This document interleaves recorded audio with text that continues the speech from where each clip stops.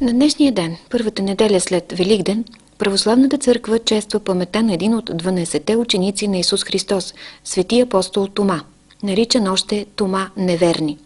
След възкресението на Божия син, той се явил на учениците си, но Тома не бил сред тях. После апостолите му казали какво се е случило, но той не повярвал. Казал, че ще повярва, щом види с очите си и пипне лично раните на Христос. Оттам идва и прозвището Неверни, с което е известен Тома. В деня на свети Тома Неверни, хиляди ботевградчани повярваха, че от тях зависи бъдещето им и отидоха да гласуват в предсрочните избори за 42-ро Народно събрание. Още преди 7 часа пред изборната секция номер 1 в Ботевград вече са чакали двама желаещи да упражнят своя вод. И в първа секция много спокойно започнахме сутринта още в 7 часа. Вече имахме двама избиратели с отваряне на избирателната секция. Нашата избирателна секция от 642 човека. И до момента изборите тичат много спокойно. Има някъде 20% на активност. Затрудняват ли се хората? Задават ли ви някакви въпроси? Налага ли се да обяснявате начина, по който трябва да гласувате? До момента не сме имали такива, които не са наясно с начина на провеждане на изборите. Пред някои от секциите около 11 часа вече имаше опашки от желаещи да гласуват. Така, и млади, и възрастни споделяха желанието си да живеят в уредена и спокойна държава.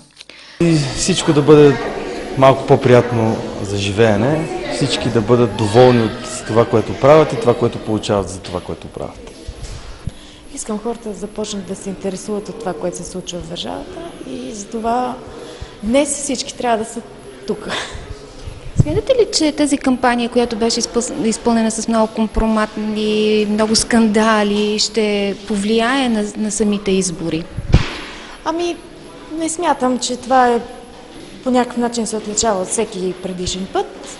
Това е съвсем нормално. Всеки иска да с честни или по-нечестни средства да постигне целта си, така че хората пък имат глави на раменете си, могат да гледат, да слушат и да вземат правилното решение. Според Теодора Младенова, която е мениджър в частна фирма, следващото правителство трябва да провежда политика за повишаване доходите на хората. Да, смятам, че това трябва да бъде приоритет за всяко следващо правителство и повишавайки доходите на хората ще направят всичко в държавата много по-лесно и самите хора ще подобрят бизнес средата и това ще бъде по-добре и за бизнеса. Искам да се промени стандарта на живот и да живеем като хора, където наред, че ни прибраха в общността европейската и в другите организации, да се почувстваме ние като хора. Най-вече искате доходите да ни се повисят. И доходите, и пенсии, жизнен уровен въобще. И да спре онова преселване на нашия къли в Западна Европа, да се гордеят чужденците с наши капацитети. Оптимист ли сте, че това може да се случи? Оптимист съм и вярвам.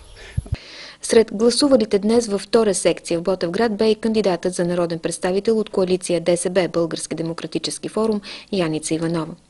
За демокрация, за една по-добра държава. Вчерашния ден беше изключително арогантен за българската демокрация. Със събуждането си разбрахме за нападението върху господин Костов, след което откриването на тези бюлетини. Надяваме се това да е бил край и днес българите да сложат ново начало на държавата.